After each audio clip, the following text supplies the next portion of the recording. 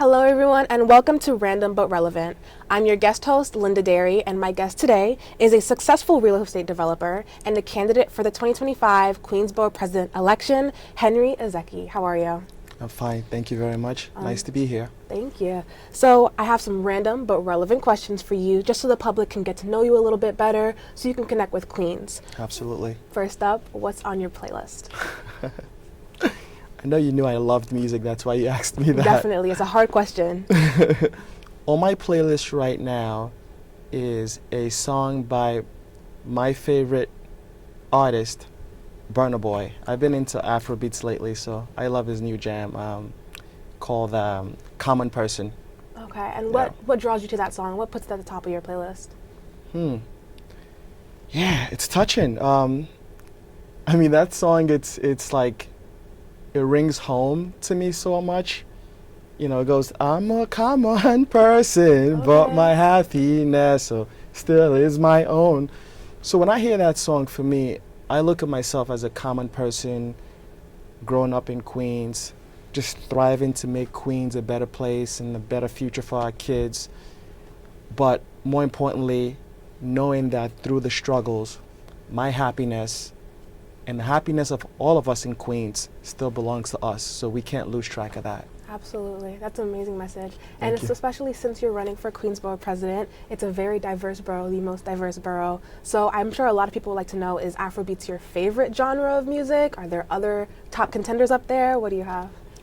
I gotta say, besides it being the most diverse borough in New York, I think Queens arguably is the most diverse borough in the entire world. I'd agree. Over 100 countries of folks live here, and a lot of my friends are from all over the world. So when it comes to music, I've learned to enjoy a wild array of music, from rap to R&B to Latin music, Filipino music.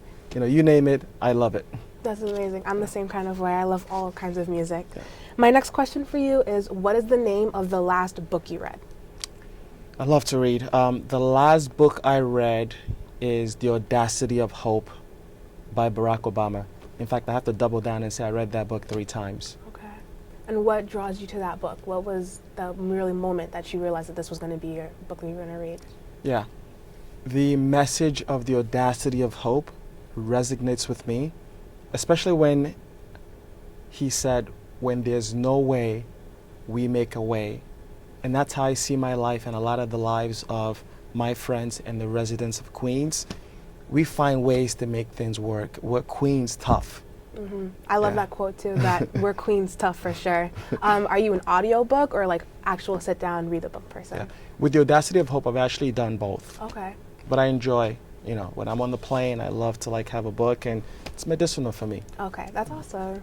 So I also have a question for you. I'm a teenager myself. So who has helped you from your teenage years to who you are now? Because it's a huge transitional period, and it's a lot of what defines many of us today. So who are those people that really put you to where you are now? Absolutely. I started my first business when I was 17 years old, still a teenager, and I would have to say, if it wasn't for the encouragement of my family, my mom, my dad, my siblings, and my friends, the folks in Queens, they love to help their friends out. So I would have to pay my respect to my family first, and my friends and the people of Queens that have supported me through my journey in Queens. And how was it growing up as a teenager in Queens for you? How was your experience? Did it lead to what you wanted to do with your life today? I grew up in Southside Jamaica, Queens, Okay. and this is probably way before your time, in the 90s. And it was tough.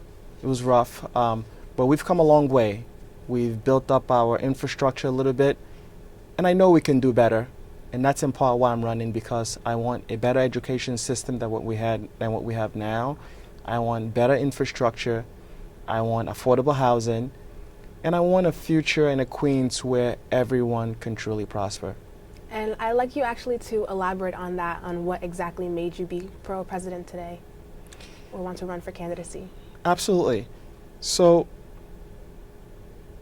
my home got broken into twice last year, and when I called the police, it took them hours to arrive.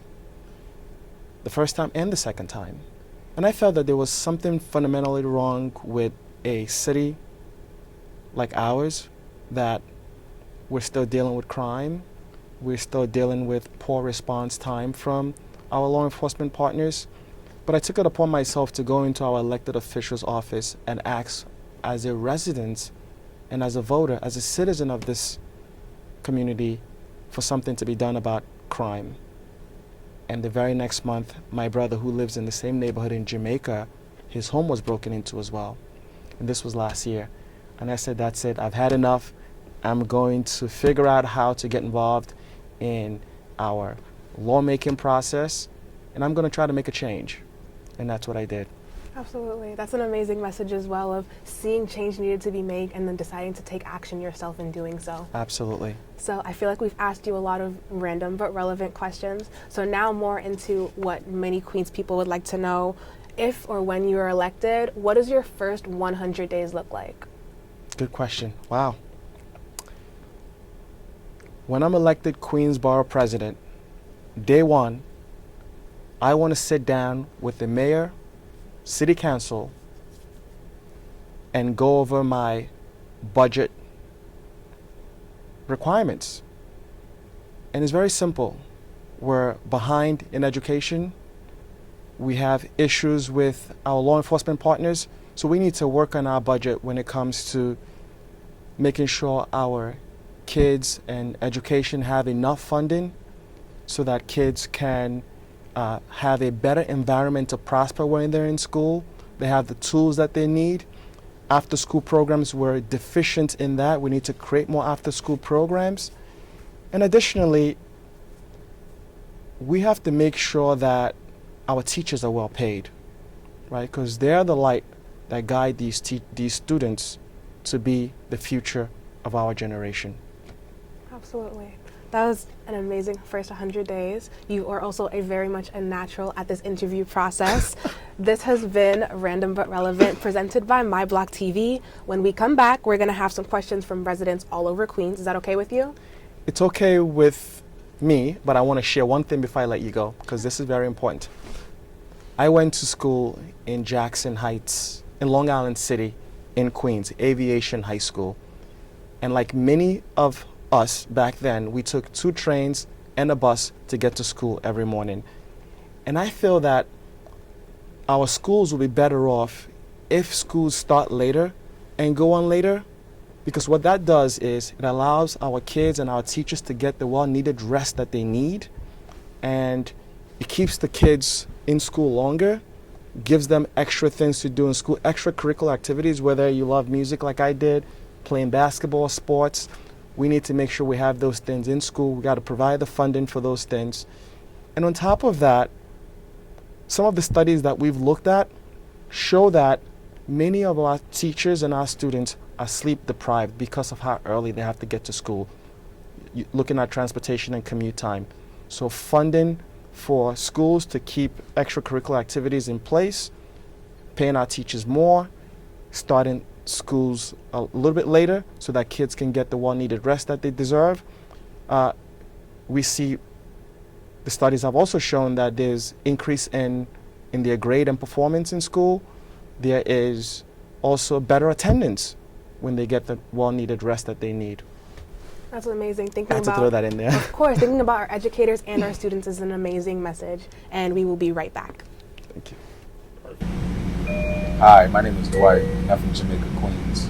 My question is, what is the job of a Queens Borough President? Welcome back to Random But Relevant, presented by My Block TV. I'm your host, Linda Derry, and that was a great question. What exactly does the Queen Borough President do? What will your job be? That's a good question, because a lot of voters don't ask that, right? So to simplify it, the Queens Borough President is one that advocates for the people of Queens in vital issues.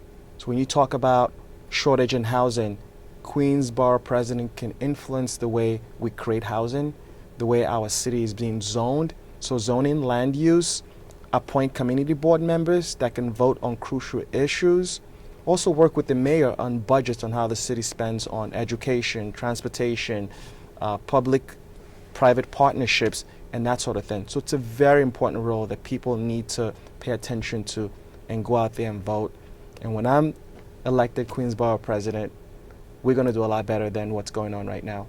Absolutely. And then speaking of what you just mentioned in terms of having partnerships and connections, as we've mentioned, Queens is one of the most, if not the most, diverse boroughs Absolutely. in New York. How does that resonate with you? Does it resonate from where you're from? Anything like that?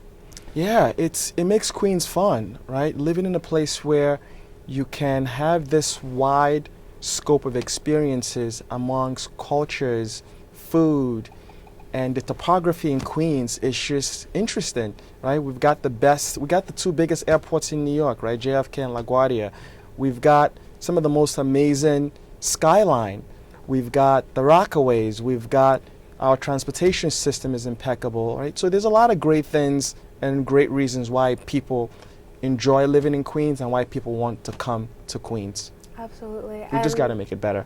Absolutely. I'm sure I would like to know, and many of the people in Queens would like to know, where's your part in that diversity? Where are you from?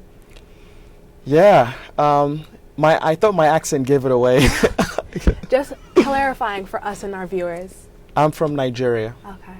Yeah. And do you find a lot of like your connection of your culture in Queens? Do you bring it yourself in Queens? Oh yeah, I'm very close to my family. My mother reminds me every day when she cooks me a good African meal where I'm from. And so, and my strong upbringing and holding the culture together in my family, I think that's true with most families that come from different countries. That's amazing. Thank you again to our viewer who asked that question, and we'll be back with more in a few. Welcome back to Random But Relevant, presented by My Block TV. I'm your host, Linda Derry, and I have actually one more question for you, Borough President candidate, and it's coming from me, a Queensborough resident. What do you think makes a great candidate for the Queensborough president? That's a very good question, Linda. Linda, do you know that last election cycle, only 12% of the resident voting population voted? Wow.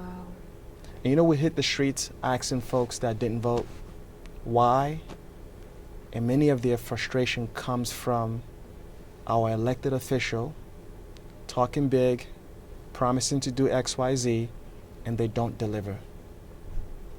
Their job and what they do is aligned with big donors, special interest, and people are tired. In some cases, when we speak to young folks in Jamaica, one young man I spoke to on Sutphin Boulevard said, I don't vote because I don't think my vote's going to count. And the elected officials, the last time I voted for them, they never did what they said they're going to do. So for me, a great candidate is the one that values integrity, transparency, and listens to the voice of the community. That's so crucial. You know, Abraham Lincoln once said, government should be for the people, of the people, and in fact about the people. So when we elect officials out there, we want to make sure our interest is put first. And when I'm elected, that's exactly what I'm going to do. I'm not going to be bought. I'm going to make sure that all of the issues that people are having in Queens, day one, I'm addressing those issues. And I think we can do better as a society. Absolutely. That was amazing. And, you know, as a person who may, and also the residents of Queens that may not be so in tune with the world of elected officials, I would like, can you pinpoint one thing that you will do differently than past elected officials that you would like your residents to know? Great question. My entire life, I've had one job, and that's my business. And that job is building affordable housing in the most distressed parts of Queens. Far Rockaway, south part of Jamaica, Springfield Gardens, Laurelton, St. Albans. These are places that I've built homes, rented apartments, dealt with homeowners day to day. And I feel like we have a lot of work to do to make sure people that work here, live here, can afford to pay for housing here. Absolutely. Thank you so much. And then you've spoken a little bit about how you talked about affordable housing and things of that nature. What did you like the people of Queens to know about your specific plans for that in terms of, is it part of your budget plan? I know that you mentioned that before. Absolutely. Yeah, so we want to sit down with and work with the Committee for Land Use, Building and Housing, and come up with real plan that will meet our affordable housing needs, not just talking points. We want to sit down with these folks and make sure that we get active on building, creating jobs, creating affordable construction projects, creating affordable housing for folks, and more importantly, private-public partnership, where people that live here, residents of this great borough, can partner up with government to build and to work. Thank you so much. Amen. This has been an amazing sit down with Mr. Ikezi, but we're not done yet. We have a few more questions from more of Queens residents, and then we'll be back to wrap up. As a resident of Springfield Gardens, I would like to know what your overall vision for Queens is. That's a great question. My vision for Queens is a prosperous one that includes folks walking on the street, taking our mass transit system, and not feeling afraid. A Queens where our schools are sound, we have extracurricular activities, after-school programs, keep our kids in school, away from the streets, and lastly, making sure that there's security. Our homes are secure, law enforcement is taken care of, and they're doing their jobs, keeping us and keeping Queens safe. Absolutely. And before we close out today, do you have anything else to say about your general message about you to our residents of Queens? Absolutely. I want folks to go to my website, voteike.com, and voice your concern. I want to be that leader that listens to the people of Queens. I want to see a Queens that thrives on compassion, progress, and success. A Queens that our kids can be proud of. Join me in this journey and my vision for making Queens a better place. This has been another episode of Random But Relevant, presented by MyBlock TV. If you'd like any more information on Mr. Ikezi's campaign, you can follow the links below. Thank you so much for watching. Thank you so much for being a great interviewee, and have a great night. Thank you very much, Linda, and thank you to the people of Queens.